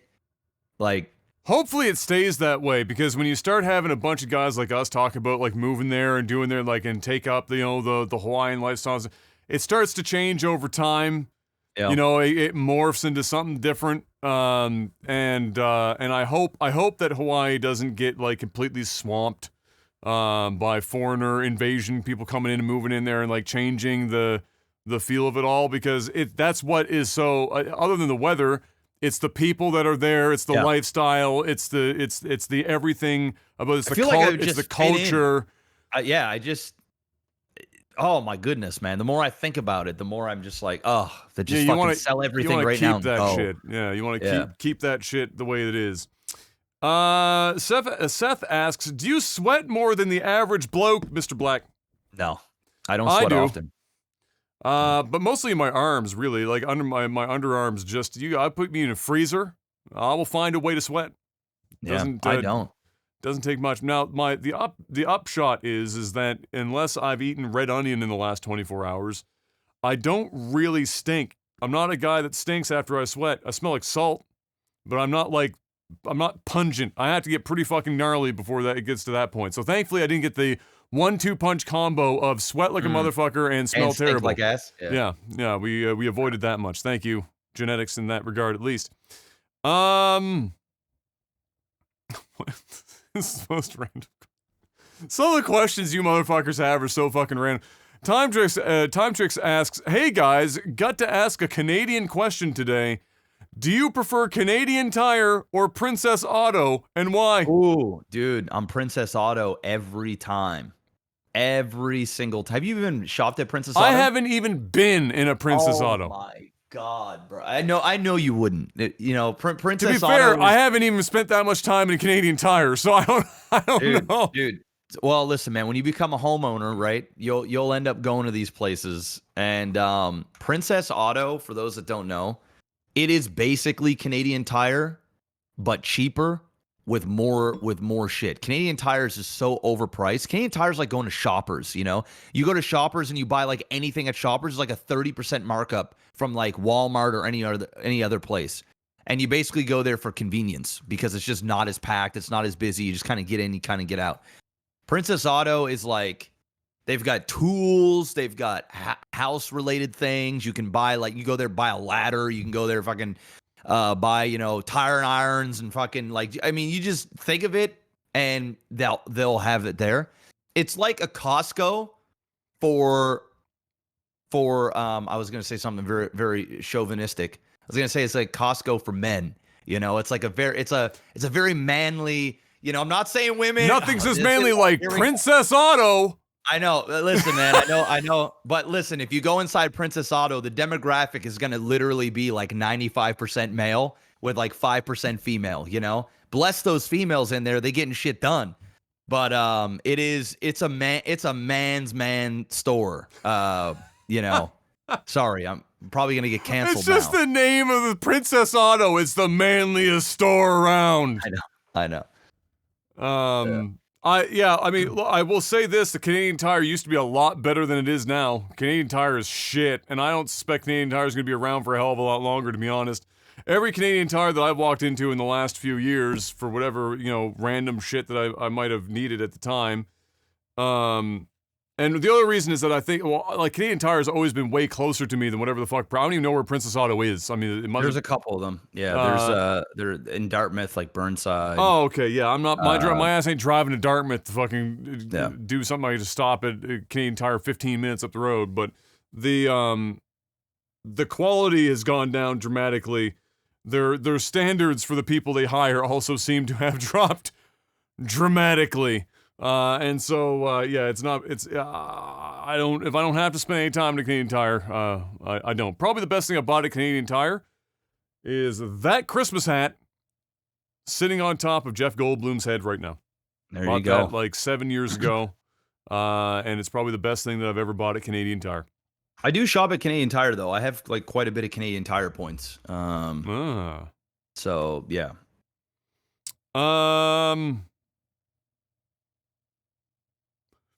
Again, these questions, I'm telling you, got some real bangers in here, Jez. Real fucking out in left field. Jorbach asks, what are your most and least enjoyed foods that involve mint flavor? I don't like anything with mint. Well, there you go. That was easy. I'm not a mint. I just don't really enjoy. I would say that, okay, the thing that I would like the most is like Christmas canes. Okay, candy like canes. Candy canes. That's the closest thing that I would like. Anything else with mints? No, it ain't it. I can't think of like least off the top of my head. There are some white peppermints that are way too potent. Mojitos. Oh my God, I'm so sorry. Sorry to interrupt. There you go. How could I forget mojitos? But that's like the actual mint leaves. Yeah. And they crush them in there. Well, it's so still it's not technically like, mint. It's still technically mint, but it's not that processed mint. Yeah. I know what you mean. Taste, yeah. Yeah, so for me, like there are some white mints that are the processed mint flavor that's like super overpowering that I've never been a fan of. But like my favorite stuff, I mean, shit, it's one of my favorite ice creams, mint chocolate chip. I'll eat that shit all day long. Yuck. Oh, there we go. Steve is back from last week, Mr. Black, after the breakup advice from last week. Got another question, though. How about advice for returning to the dating app scene after being out of the game for years? Listen, man, I'm not the right guy to ask. I've never got to experience Tinder, man. I've been in a relationship for like 12 years. You were on POF for a hot minute, though. I was on POF, but man, those were different times. Like that shit was like that was new back then. Now, I'm an old pioneer, bro. This is what I would say. From my friends that I've talked with that have had great success on Tinder and other dating apps, is it all depends on what you're looking for. Okay. If you're looking for a relationship, then you're just probably going to have to date and go on lots of dates with lots of people and try and find somebody that you mesh with. Read a profile, make sure that you're somewhat attracted to the person and go out there and try and take them on a date and see what happens. Now, if you're just trying to fuck and you're just trying to get a nut, swipe every single person you see on there, whether you're attracted to them or not. Swipe them all. Swipe everything. And then when they give you the initial, hey, how's it going? We matched. Then make the decision if you want to go forward. Because you might, if you swipe 1,000 times and you've got 20 people that swipe back, then you can go ahead and kind of choose 2 or 3 of them to go out with, or whatever it is that you want to do. That's what I would do. Pay for this premium Tinder thing so you can do as many swipes as you want and swipe like crazy. And, swipe at night. Swipe Friday night, Saturday night. late at night. Make sure you're on Red Bull and whatever to make sure you're awake, because sometimes you just get lucky and there's a girl or a guy that just want to fuck. That's all they want to do. It's 2:00 in the morning. They're horny and they just want to get fucked and they don't care what's going on. Swipe, swipe, swipe, and you never know. You just might have somebody that says, hey, you want to come over? If that's all you're looking for, then go ahead and do it. But stay safe, be safe out there. The world's a crazy place. Use NordVPN. But what? There you go. Use NordVPN. Stay safe. Stay anonymous. There you go. So from what I've been told is swipe, swipe, swipe, swipe, swipe, and just go there. Because if you're just looking to for a fun night, who cares? Like, listen, man. I had somebody ask me on stream. They said, have you ever been with somebody you're not attracted to? And I always say this: you're not a real man until you slept with somebody that you're not attracted to. You haven't dug deep in your soul. All right? Because let me tell you something. What? All right? What? What logic is that? I need to hear the rest of this. Listen, Go man, on. Listen, man. Listen. Go on. Listen. You haven't. Listen. The guys out there know what's up. See, Adam isn't cut from this cloth, guys. Apparently not. All right? Adam's not cut from this cloth. I'm in a different cloth at Princess Auto. He's in a different cloth, all right? But the ones that know what's up know what's up. And they know what I'm saying. Apparently not their dick if they're not that attracted to them. Listen, the men out there, you guys know what's up. We've all slayed dragons. We've all been there. And hey, the ladies out there too. This is a two-way street. Ladies out there have slayed some dragons. Sometimes you just need to get it in. And let me tell you, sometimes the dragons will rock your world. Rock your world. I'm just going to go and say it. So, my Tinder friends, guy that asked this question, swipe away. Swipe away. Well,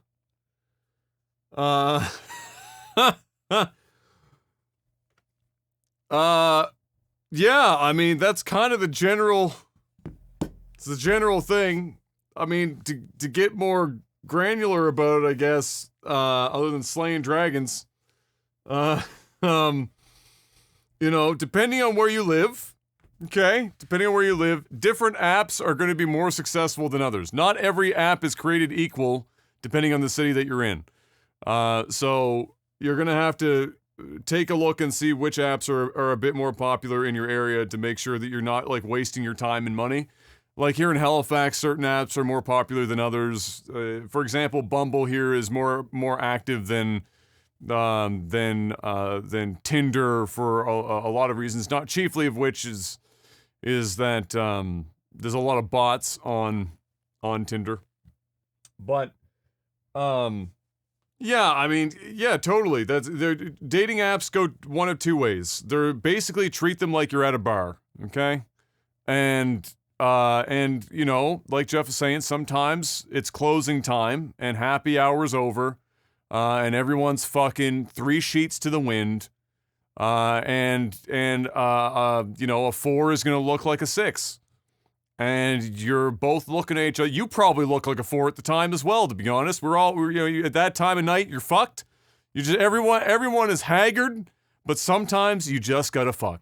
And so that's like Tinder has been the primary driver of I just need to fuck for a long time now. They're the king or queen of I just need to get laid.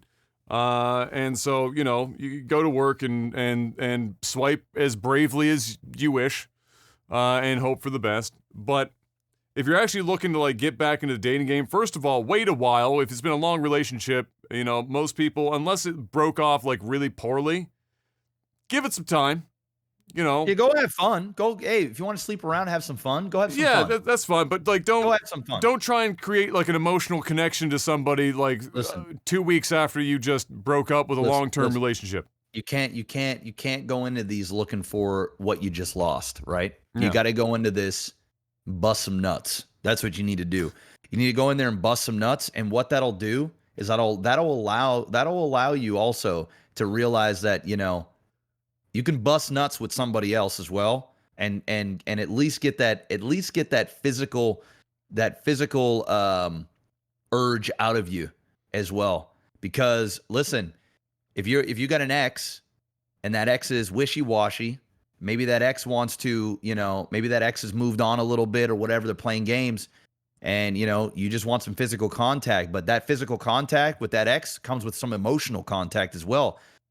Listen, all you have to do, if you just need to get out your system, swipe, and there's somebody else on there that wants to do the same thing. And don't go in there looking for your next soulmate, because it probably ain't it. But what you can do is bust some nuts. All right, this is my suggestion. All right, this is the other cloth that you find at Princess Auto. All right, we got one cut of cloth, now we got a different cut of cloth. All right, if you're gonna bust some nuts, just fire those sailors off in the comfort of your own fucking room before you make decisions. It's called the post-nut clarity. All right, you make some bad choices when you're horny as fuck. You will do some crazy shit. Your brain ain't thinking right. You don't know what day it is. You don't know what time it is. All you know is that you gotta fire some fucking sailors to the moon. All right. And the easiest way to make sure that you don't make a poor life choice is, before every major decision in life, make sure you're drained. Just get up your favorite porn and just fucking go to work, all right? Just let that shit go. And then on the other side, you give yourself about 5 minutes after that for that post-nut clarity. You will be shocked at how many things you will no longer do just because you hit that post-nut clarity. It is like a scientific fact. Then, if you're interested in looking around, the thing to do is to just be honest on your fucking profile. If you've got friends that are girls, like we talked about last week, have them take a picture of your ass. Don't be using some shit you think is entertaining that you got from like some party fucking 5 years ago. You know, don't try and like cutely cut yourself out from around a picture of you and your ex-girlfriend to post online.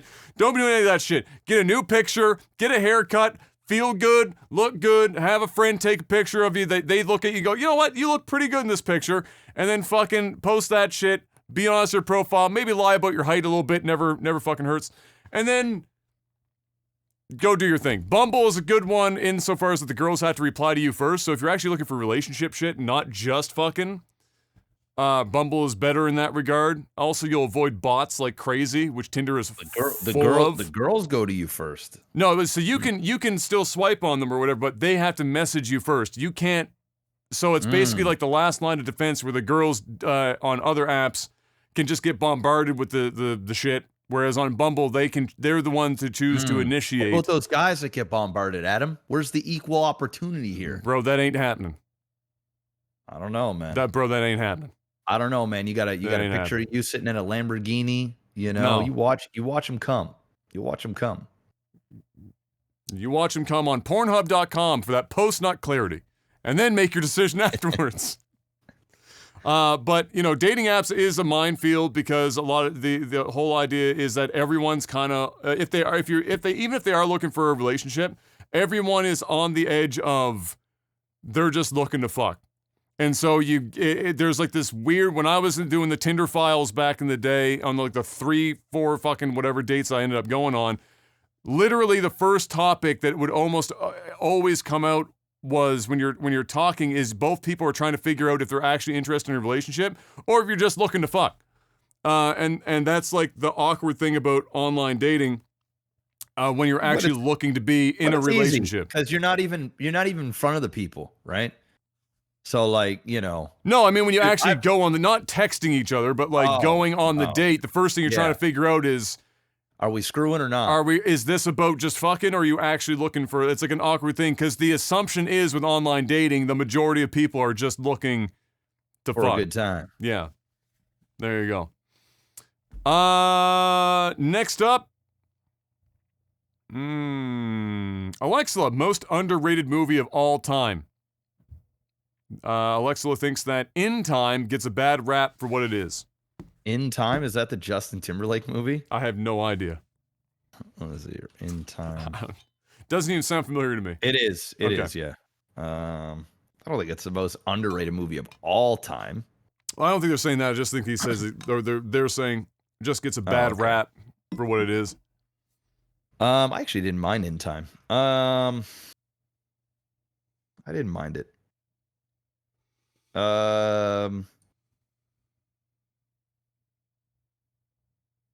Most underrated movie or underrated movie of all time?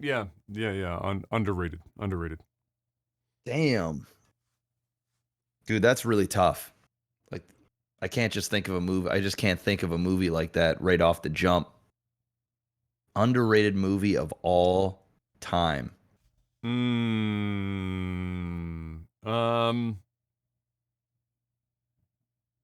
you want to know what Man. movie I fucks with?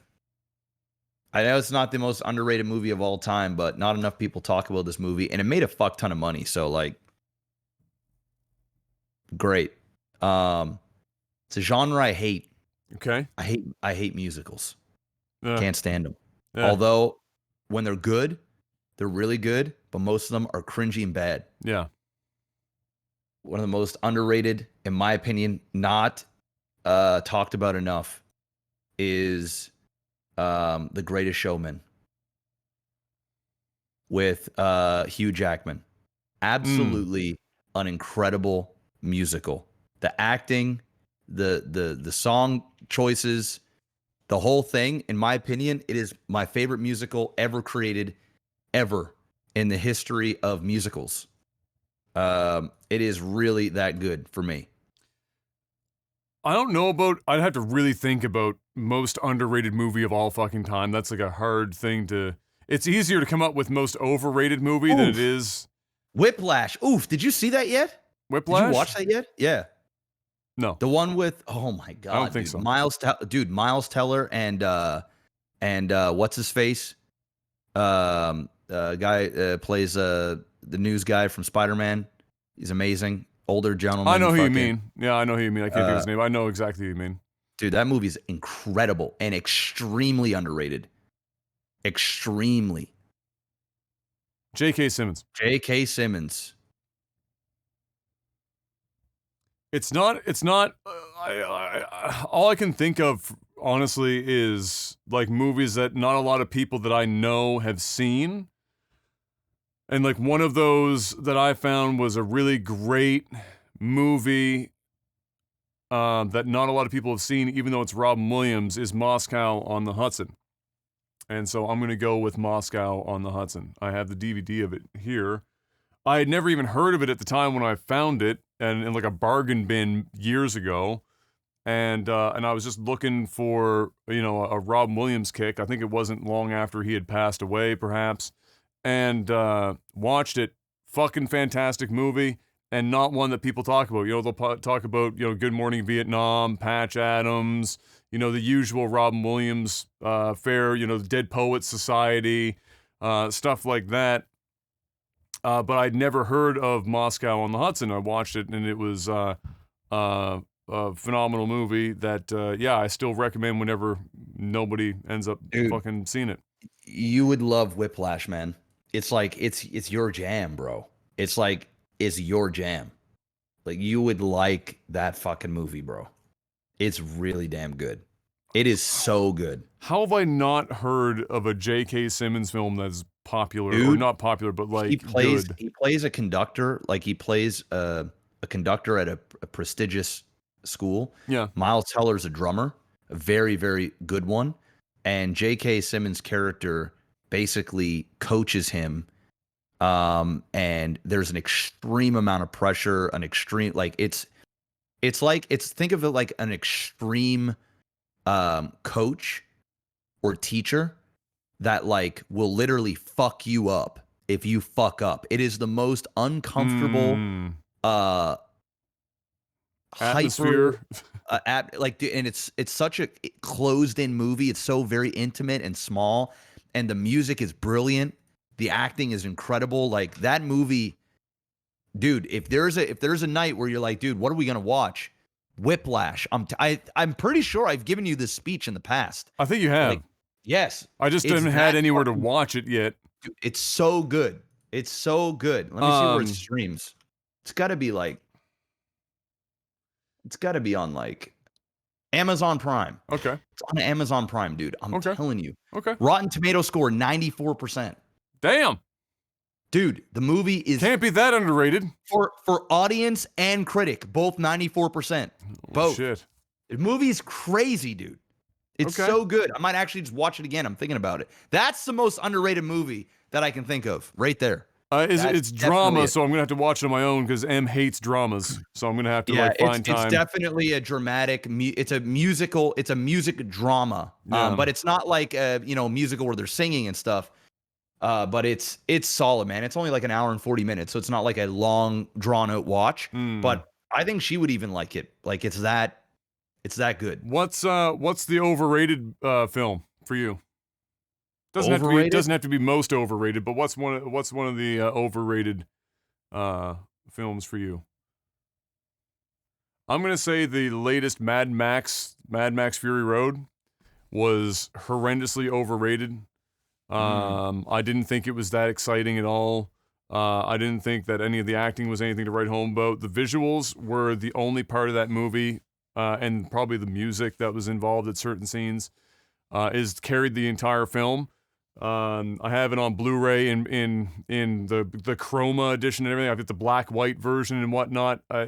I don't. It's not that I don't like the film, but I think it's more of like a film that you show your TV off with than an actual like great film that everyone talked up like crazy. I didn't think it was that good at all, personally. Yeah. You could ironically use the meme gif of Tom Hardy going, "That's bait," to my discussion, but I didn't think it was that good of a movie. I enjoyed it personally. I saw it in IMAX and it was yeah, I saw it in IMAX. Yeah. Yeah, I enjoyed it. I don't think it was overrated. Geez, a movie that I thought was overrated.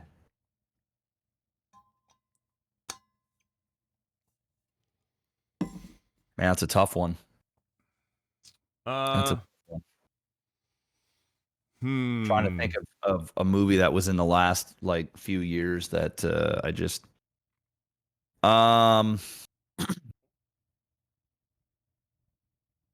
tough. Very, very tough. I think the newest John Wick was overrated. Three wasn't great. Think about that movie, the more I just didn't like it as much as I wanted to. John Wick 1, great. Yeah. Fucking film. Yeah. John Wick 2, still a good film. John Wick 3 it had its moments, but it started to separate and we talked about this in length before, but I think we both agreed that it started to separate itself from what we liked about John Wick 1 and 2, where we were getting less and less lore and story and more just here's a set piece of a fight. Here's another set piece of a fight. It felt rushed. Like John Wick 3 just felt rushed. It felt like, shit, we got to make John Wick 3, and they just rushed together choreography, rushed together a story, rushed together a bunch of stuff. And I'm not saying I didn't enjoy moments of the movie because it's still a badass movie. It's just like it lost its oomph. Yeah. Hopefully they claw that back a bit for John Wick 4. Oh yeah, I don't think Keanu Reeves is a great actor. I don't think anyone thinks he's a good actor. He just he knows his role and he stays in his lane. Exactly. He picks his roles well, and he does well in those roles. I don't think he's ever been, he's never going to win an Oscar or even close. But the roles he picks are good for him. So, And everyone that works with him thinks he's the greatest human being to have ever fucking walked the earth. So I mean, it's kind of hard to hate on him. Let's see here. This is a question I don't even want to think about, but Dan Jim asks, "What's the most you've ever spent on a night out?" We talking like a date night, or I guess he just says a night out. We'll exclude your Vegas excursions because some of those would be getting fucking spicy. Let's stick to nights out at home. So nights out at home. Yeah, it's like a date night, I guess. You stick to that. I mean, my date nights aren't that expensive. Like an average date night for Kayla and I, like if we went out and say we went to a nice dinner and then went to the casino or something, like on a high end, we're probably looking at like $400, like on a high end. Like that's like assuming we lost a couple $100 just playing slot machine, having a couple drinks, and going to nice dinner for $150 or whatever, right? But I mean, there are nights where I've taken my whole family out and spent $800-900. Well, that's because you got the whole fucking family. Yeah, on a big family dinner and stuff like that. But I would say like the average date night for Kayla and I would be about $200. But like if we got a little crazier, $400 is like, I would say $500 would be like the most expensive date night we would have ever had. I think it doesn't get any crazier than that. I think that's about where I was about 400, somewhere in there was the most expensive night. I only did it once, and I was like, man, that was not worth $400. So let's not do that again. I mean, sometimes it's nice to just go out and do whatever the fuck you want and not even worry about the price tag. It's just like, hey, you want to order this $100 steak that's $10 an ounce? Go ahead. Don't really care. It's not like you do it. If that's in the banking cards, then yes, it is nice to go out and not think about the money and just kind of go fucking wild for sure. But yeah, I don't. I did that once, but most date nights for Em and I, if we're going out, we're doing like nice dinner or whatever, is somewhere between $150. Well, probably about $150 because we rarely do anything more than dinner and a movie, and that ends up being about $150 is usually like our top out. And if we aren't doing a movie, the night still ends up being about $150 because we just spend the movie money on whatever other fucking activity that's going to be, whether it's like shitty mini putt or have a couple extra drinks or whatever the fuck it's going to be. All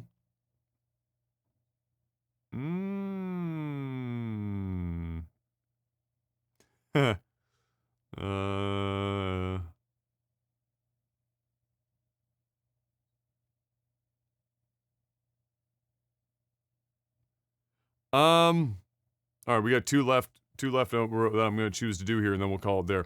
Xenon Slayer says, or asks, I've just had a visiting electrician give me sage advice about balancing work and home life. Can you remember getting memorable life lessons from an unlikely source? You want to know what's crazy? Is when I lived at my last house and I had all of the security cameras installed in and out of the house, there was a girl there that didn't install. Actually, it wasn't the moment they installed. She came over and she would do the assessment. So she would take photos of the places that you want the cameras, and then she would take it back to she'd tell you these packages and then whatever. Dude, her and I, this is crazy. She's an older woman too. Yeah. We sat in my kitchen dining room for 4 hours and just talked about life. It was the most bizarre thing. That's the most Nova Scotian fucking thing I've ever heard in my life. And it was wild. It started off with like the regular stuff where they're like, oh, what do you do? And then we talk about video games and stuff. And then there's, she started talking about her son and how one of them is like really got it together and the other one doesn't. And, she wanted to like pick my brain and all this other stuff. And we just started talking about like virtually everything. It was a weird like therapy session that we were both giving each other, nuggets. And it was a really weird thing. And then like, even when she left, she was like, thank you so much. That was such an experience. I was like, yeah, thank you. It was nice. Yeah, it was fucking bizarre. Now that I think about it, but yeah, never spoke to her again, never saw her again. It was just had a big long conversation, told me about her children and her life, and yeah, it's wild. It's kind of funny how some of the best life advice comes from the most unexpected people at the most unexpected times, right? Yeah. Like, think about how much, if you really think about, like, some of the best life advice that you've gotten, is that, yeah, sometimes you'll get it from, like, the expected sources, like, maybe it's a family member or a longtime friend or a teacher or, maybe even, like, a coworker or some shit. like somebody that's in your normal circle. But then once in a while, just like for you, it's like some random person that was there doing installs sits at your kitchen room table or kitchen table for 4 hours. Yes. And talks about random shit. Yep. That's literally what it was, dude. It was crazy. Fucking wild. So, yeah, I mean, I had a similar but not 4 hour long experience with somebody who was doing doing an install for one of the internet services at my first place. He was a guy not much older than me, and we were talking about, you know, career paths and stuff like that, and just how we're talking more about his story. It was less about like advice and more of just like a really interesting, you know, hearing another perspective on somebody else's life. It was somebody that moved in from out of the country, started from nothing and trained to do installs and whatnot, and was just so happened to be like in Halifax at the right time, because installs for those guys that were trained, they were making like $80,000 a year doing internet installs in residential areas because it was so hot. It's probably still hot right now, honestly, like if you were doing it. Yeah. And just like his story about him and his family, or how he came first and then brought the family later, and all that stuff. It was just like one of those like kind of like conversations that you might not ever have if it wasn't just randomly placed in front of you. That was super interesting. The only other thing I can think of, and we've talked about it here before, not that it was like necessarily life advice, but but bar none for me, the most random thing that ever happened, and it happened to Jeff and I at the same time, was the fucking random dude that taught us how to bowl. Yeah. That is bar none the most random thing that's ever happened in my life. I can't think of a single more random fucking act of us being out there just randomly deciding to bowl one day. We go down to the Bowlerama. We're fucking playing games or whatever. We're there for a couple of days. We're hacking our way through, and this old guy comes up and goes, "You guys aren't half bad. You want to learn how to actually bowl?" Okay. Dude, I got into bowling too. Like you got hard like that summer. Hard into it, bro. You got hard in. I won one event. You won like we did more than that. And then you traveled and shit. You took it even harder than I did. I won that one event, and I was like, I'm fucking out of bowling. I'm good. I'm good. Yeah, Travis got into it pretty heavy with me, and we bought bowling balls. I had my own shoes. Yes. I wouldn't even rent shoes anymore. Dude, I was bowling a lot, and I was like not bad at it. And then it just died. Like I just stopped doing it. Like just woke up one day and was like, I'm done bowling. It was so crazy. Yeah. It was so crazy. Just have this one Bowling's guy. Fun, man. I like bowling. It's fun. It's nuts. Good time. That's a good date activity. Go It bowling. is. Em and I have done that. Yeah, we've done bowl at that same place. In fact. Yeah, they get an arcade there. You go bowling. Go grab a little bite to eat with a drink, and just do something fun. And for those listening in the States, you know, it's because it's more popular up here, at least on the East Coast. I don't know what it's like outside the East Coast. When we're talking bowling, we're talking 10-pin candlestick, small ball. Yeah, small balls, yeah. Small ball here. Not the big ball Not bowling. the big ones where you put like your fingers in the holes. No finger holes in those bad boys. Yeah. No. Last one comes from Volkus. How many cars have each of you had or driven, and and any funny stories about any of them? Oh my goodness, dude, I have had so many vehicles. I could count if I tried. You had the Civic. You had the Jetta. The Jetta was after the Civic, and then I had a small Ford at one point. It was a Ford Escort. My dad gave me. Yep. So yeah, what is that? 3 there? 3. 3, and then I had another Civic. Yeah. I had a 91 Civic, and then I had a 95 Civic. Then I had so we have. I'll do it in order. I'll do it in order. Civic, 91 Civic. Then went into what was the second one? I'm pretty sure I then went into the Escort. Maybe. Yeah. No, you went. Yeah, you went Civic, Escort. Okay, so Civic, Escort, Jetta. Yeah. No, Civic, Escort, Civic, Jetta. Jetta was yeah. Jetta. Then I got the Evo. The wasn't an Evo. No, not the Evo, but the it was a Lancer. A Lancer. So a Lancer.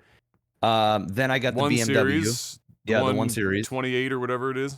Yeah. Then I bought then I went in I had a motorcycle. Yep. Then I had a truck, the first truck, Yep. the first Ram. Then I got the Benz. Yep. Then I got a Jeep. Also I had gotten Kayla's Civic in there. I had Kayla's Echo. So she had an Echo before the Civic, so that's 12. Then I bought the new truck. I think that's all of them. 13 vehicles. And only the Lancer, the new truck, the Mercedes. Oh shit, the BMW was as well, and the Civic. Those were all new. Yeah. And a 4-wheeler. So I don't think that really counts. The 4-wheeler doesn't count. That doesn't really count. So yeah, 13 in total. 13, 5 new. 5 of which were new. Yeah, 5 of which were new. My favorite memories of Jeff's early vehicles were the baby blue everything in the fucking 91 Civic, and it was baby blue everything. As was most of Jeff's attire, honestly, was baby blue everything. And then at some point, my memories from that were that Jeff was so fucking broke that every time we had to leave the house, the gas in the car was constantly riding on E. So if we wanted to go anywhere, we had to pay gas money, even if it was $5. So if we wanted to go to the driving range, $5 in gas money to get there and back, because there was no gas in the fucking Civic. So we always had to stop at the gas station, put $5 of gas into the fucking car, which was just enough to get all the way out to the driving range and back. And that was the show. Then there was a hole in the floor at one point that just rusted out and dropped out. The Flintstone car. I used to drop garbage. I used to take the mat off and drop garbage in the highway and just keep driving. The most memorable I have 2 most memorable moments in my Civic, and you weren't there for either one of them. Okay. One of them was I had ball joints. I needed to replace ball joints on my car. And the axle was all fucked. So I remember I was driving Megan. I was probably 18 years old, 17 or 18 years old. And I went and picked her up, and we were going to Tim Hortons out Dumbreck area. And dude, when I took turns, like like for those that are broke out there and know what I'm talking about, that have experienced this, where your car is fucked and you can't afford to get it fixed, and it's making knocking noises like dunk, dunk, dunk, dunk, dunk, dunk, and you're like you're turning and you can feel it like vibrate through your thing, but you take it to the mechanic shop, they're gonna smack you with like thousands of dollars of bills, and I couldn't afford it. So this knocking just got louder and louder and louder. It got to the point where I was turning to go towards Tim Hortons, and I could feel it. And she was even like, "Yo, is this normal?" I'm like, "Well, it's normal for me, but this is actually louder than normal." Dude, all of a sudden, I saw my tire rolling down the street in front of me, flying down there, and it was a hill. There was a hill. It was near your old place, right? Going down there. And it was fucking flying down. That's a steep hill, bro. It's a steep hill. And I was thinking to myself, oh my fucking God, if this hits a car, bro, it's going to fuck this car up. Well, that road terminates on the busiest road going in downtown. Dude. And we were in shock. I looked at her, she looked at me, and I tried to fathom what was happening, because I just saw a tire flying down the street. I'm going, what the fuck is going on here? And then all of a sudden my car went dong, right? And I'm like, what the fuck? I get out. The tire is flying down the hill, like if it hits somebody, they're done, bro. Like they are done. Like there's a lot of houses like right on the edge of the road too. So this thing flew. Thank fuck it hit nobody. It just flew off into someone's yard and just kind of rolled there and sat. And I go out there and I look in the front, the passenger side of my car. The tire's off the damn thing. And the brake pad, or the brake pad, housing for the brakes, the housing for the brakes is just sitting on the fucking ground, just sitting there, and the car is like slumped like that. And so we had to call Megan's dad. He had to come out. We had to get a tow truck. They towed the car. So so that's one thing. The other one was The car used to be, and when I first got it, was an automatic. Yep. And I was sitting at a red light also on Dumbrack. And for whatever reason, guys, don't ask me why I did this, but I did this. So I had like down pipes on it and air intake. I put a bunch of money in this fucking shit. More than it was worth by a long shot. By a long shot, right? And I'm sitting at a light, and there's a car, another teenager rolls up. Don't remember what type of car it was, but they're revving, and I'm revving, right? I put the car in neutral, and I'm revving, and the light changes, and then when the light changes, I fucking give her, right? But when I give her, I go to put the car back into drive, but I accidentally put it into reverse. And I have my foot on the pedal full blown. And all I heard was the transmission fell to the ground it fell out of my car onto the ground. There was fucking oil all over the place. The tranny was on the fucking ground on the highway. Blew it the fuck, gone. Oh. Had to call a tow truck. And lo and behold, we take it there. And that was when I then took the transmission from a 93 or 94 Civic and put it into my car, and it turned it into a manual. So whenever you got into the car, it would have like all this automatic gear, like the gear shifter would look automatic. Up front, the dashboard would be all automatic, but the car itself was now a manual, and that was when I had the transmission changed. And you want to tell the chat how you eventually parted ways with this Civic? Yeah, it was sitting outside my buddy's house, and I went on vacation. So once again, it was basically broke down, and I remember I had racing seats, and I took those out and traded them for a PS3. So a guy came down with a PS3 that was stolen, and I outside of Trav's house, I took the bucket seats out and gave it to him for the PS3, and then I had my old seats, so I put those back in. And I remember I went on vacation to the Dominican or Cuba or whatever, and I come back and somebody just stole my fucking car, like it was gone, like it was just gone, and I never knew whatever happened to it. It was just I went away for a week. And I come back and the shit was gone. And I asked like fucking Brian and them like, what's happening? Like, yeah, somebody came and fucking stole your car and shit. I'm like, what the fuck? What a legendary vehicle. Oh my God. Somebody just took it.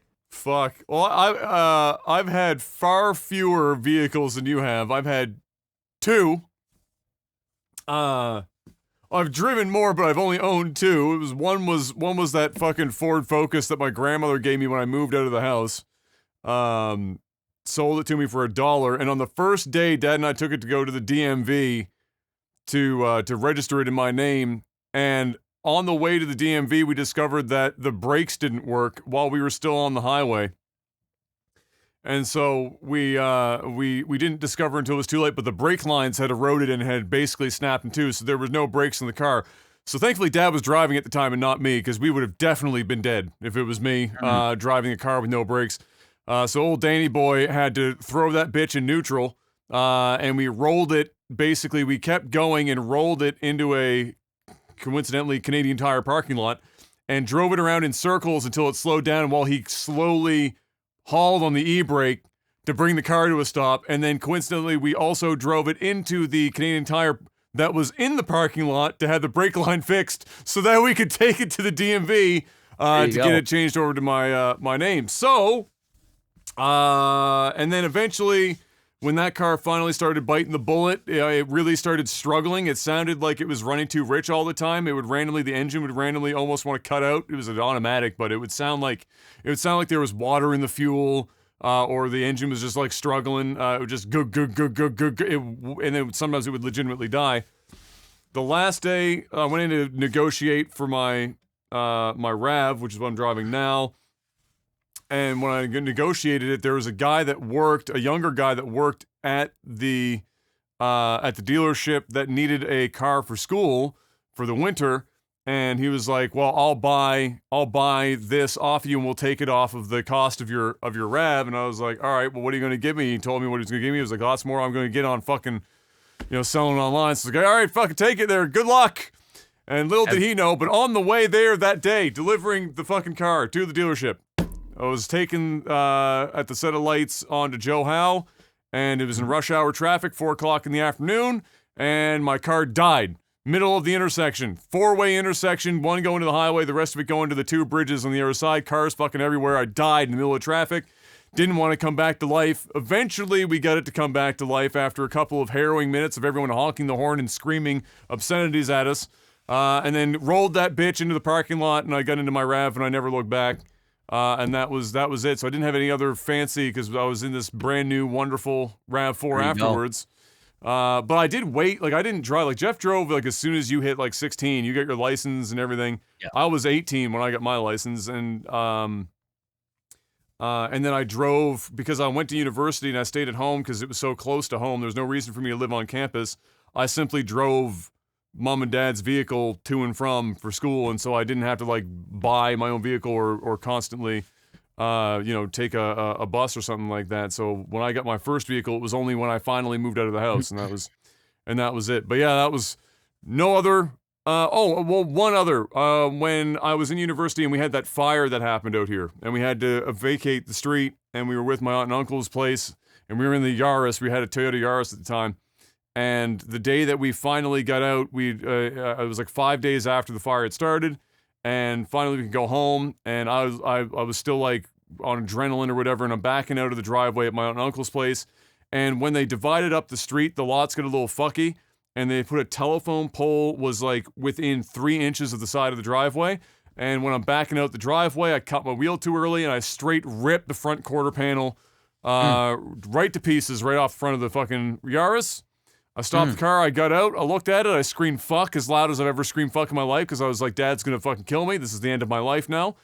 Dad got out of the other car, walked over, he took a look at it, I saw his blood pressure rise quickly, he did not react in any way, all he did was he reached underneath the quarter panel, and just with old man Dan strength, pulled the fucking quarter panel back out so it was no longer in contact with the wheel, and said, we'll worry about this later, just get in the car and drive home. So I got back in the car, drove home, and they had to spend, it was like $2,400 in damage. Jeez. Just fucked the whole front of the car. It was fucked. I just took it, front corner panel, hit the pole, and just ripped the whole thing right off.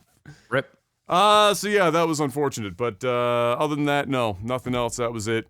And now coincidentally, I've got my RAV is up in September. It's the end of my lease, and so now I got to think about what the next vehicle is going to be. And then When is it up? M will be driving as well, September. Ooh. Are you going to get an SUV again, or are you going to get 100%, because it's like the only thing I can fit comfortably in. I could get in mom and dad's car, and like I fit I fit in the car well, but getting in and out of the car is a bitch.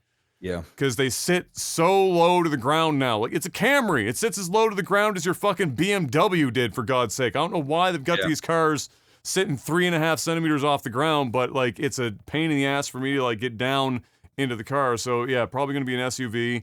And M will feel more comfortable. She likes being higher up and seeing the road.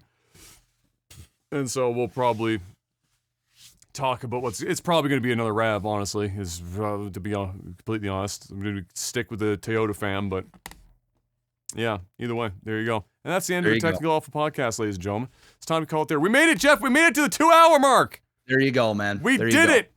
Yep. We did the thing. But we're heading out of here, guys. We'll see you guys next week. Jeff will have his 2.5G upgrade.